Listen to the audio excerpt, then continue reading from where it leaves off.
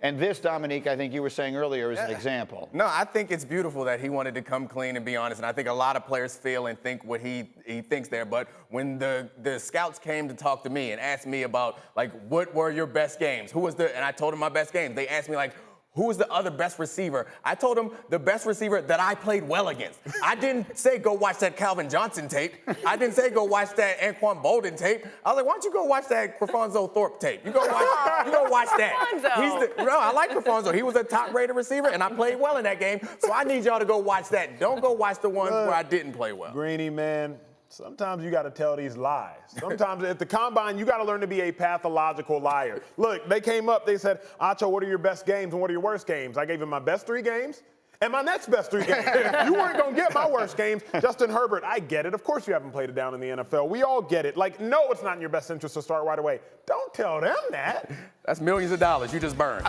So let's just go through that, because at the end of the day, I don't think it's a great answer, but I don't think it's going to mean anything. But, Laura, I mean, Kyler Murray didn't take a lot of snaps under center. Baker Mayfield didn't take a lot of snaps under center. Will anybody care that he didn't take any snaps under center? I don't think that's a make or break situation for Justin Herbert. Look, when you see this guy throw and when you see him in person and when you see what he brings to the table from a physical standpoint, scouts, teams, GMs, they're going to love him. I mean, there's just no other way to look at it. And the other thing, too, is obviously we've seen offenses change a little bit in the NFL anyway and become more reminiscent of what you see in college. So I think that's a big part of what we could see from him. The interesting thing about Herbert, and look, he was MVP of the Senior Bowl. He's made some people impressed over this time. He's got to do a little more, I think, from the talking standpoint. Yes. And the physicality is there. The physical specimen of it is there. I am interested if he is somehow thinking, I'll win over an NFL locker room better if I'm humble and if I'm honest. I don't know. Like, I'm just guessing, but scouts and GMs, at least the ones that I know and I've talked to, they want alphas at the quarterback position. They want dudes that are alpha males that can captivate the whole team. I remember talking to a decision maker about Mitch Trubisky, and he was like, all the physical tools. He has all the attributes. Mitch obviously being quarterback for the Bears. He was like, but when he walks into the room, he doesn't change the temperature of the room. The temperature of the room changes him. When you're talking about a quarterback who literally leads and dictates the nature of the team and the win-loss record, you need that dude to have it between. Bill O'Brien tells a story about Deshaun Watson when he was at lunch, how everyone gathered around him and everyone wanted to be near him. And that's something that can't be measured but does matter. But I do think, aside from the physical stuff, there are questions about how he processes the game, and no one is really convinced. Like, I think that's more important. And to the point of the style of offense that he ran, not only is he not under center, he's not in the huddle. And that's a different thing. Handling the verbiage, if you already are having difficulty processing the speed of the game, handling the verbiage going into it sounds like a small thing, but I think that's bigger than getting under center. See, there's a fascinating dynamics at play here, because Burrow is going to be the first pick, is what everyone expects, and I expected too.